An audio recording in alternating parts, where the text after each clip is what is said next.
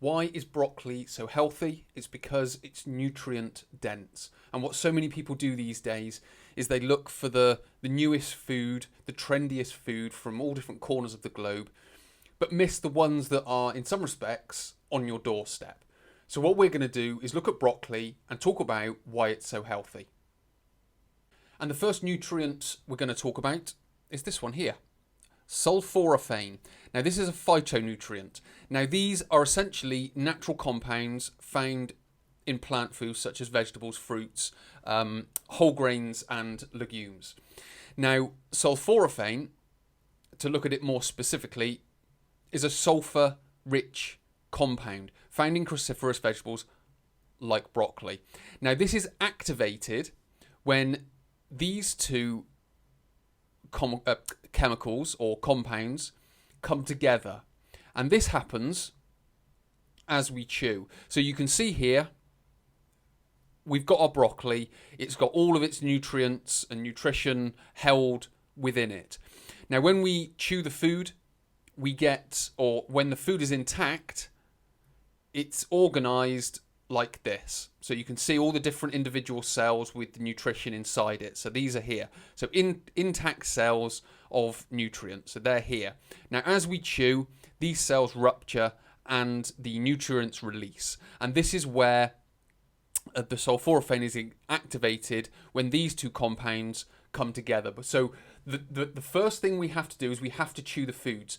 Now, where the closer we can eat it to raw, the better, because this is where these nutrients are most abundant. As we go through the heating process and the cooking process, they start to diminish. Now that doesn't mean you can't do it, but the more cooked and the more, let's just say, degraded it becomes, the less these nutrients are around. So if we can eat it raw, great. If you don't want to eat that raw, then don't. Steam it, then that's another useful way of getting it. Number 2, they are also important dietary sources of many essential nutrients, such as vitamins A, C, and E. Now, I'm not going to go into great detail about these because these are talked about a lot, but essentially what we're looking for when it comes to vitamin A, we're looking at the immune system working properly, helping vision, helping skin, and lining of some parts of the body, such as the nose. Vitamin C, protecting cells and keeping them healthy, maintaining healthy skin, blood vessels, bones, cartilage, helping with wound healing. And vitamin E helps maintain healthy skin, eyes, strengthen the body's natural defences. Again, we're talking about the immune system. Now, what we're going to talk about next is the coming together of these two compounds. So the different vitamins and the sulforaphane. And the interaction between these compounds, so the sulforaphane, the vitamins, may play a significant significant dietary protective role during times of oxidative stress. So what is oxidative stress? Well, this is essentially where a cell is being degraded. So there are a lot of, as you can see, you may just be able to make out this text here, but the free radical damage. Now, you may have seen another video I've done on free radicals and antioxidants, and it's the same process that's occurring. So free radicals that damage all components of the cell. So this is essentially a normal cell, and this is, let's just say, a heavily degraded cell. So if the balance between, so let's just say, antioxidants and free radicals, so if the balance starts to tip in the direction of the free radicals, then this oxidative stress occurs. So what this food is essentially doing is trying to rebalance that by adding more antioxidants, which essentially neutralize these free radicals and allow the cell to stay healthy, or this end of the scale, so more in a normal state. Now, all we're basically talking about is oxidation is the loss of an electron. So as this cell here loses electrons, these free radicals start to take hold. So if we can start adding electrons, which is where the antioxidants come in with the plant foods, the broccoli, if we can start adding these in, these antioxidants will start to give their cells to these degraded and essentially keep them in balance and maintaining good health of the cell. And to continue on that oxidative stress thread, is hypothesized to play a significant role in a number of chronic and degenerative diseases. So what we've done is we've talked about the cell degrading. Now, if we were then to take a cell and then expand it, it would then turn into tissues.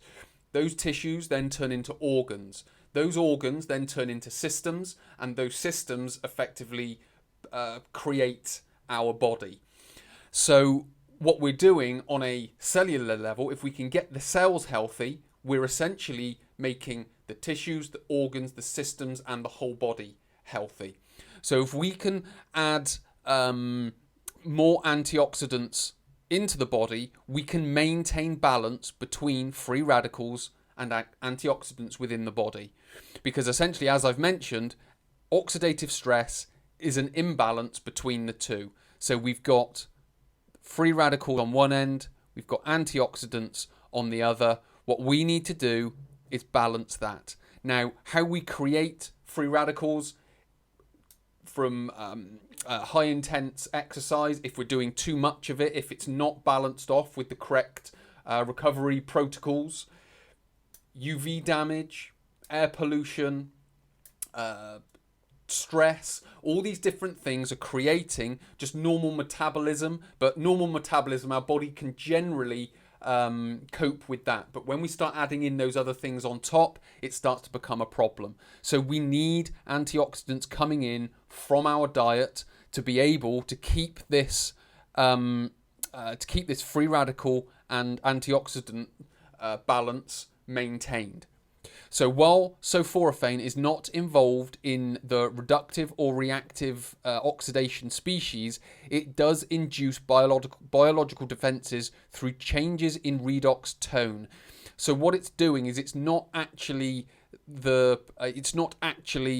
antioxidant or a free radical itself, but it's helping the antioxidants either become produced or released through those sort of metabolic mechanisms.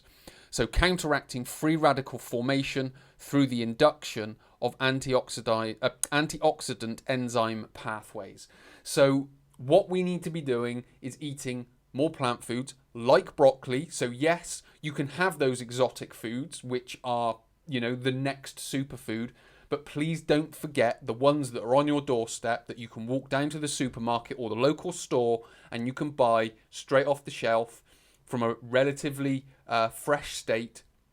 And then you can put that nutrition into your body, keeping your cells healthy, which is then going to grow out and keep your tissues, your organs, your systems, and your whole body healthy. So please do not forget how and why broccoli is so healthy and good for you. So many thanks for watching. My name is Chris from Chris for Whole Training. I'll speak to you in the next tutorial.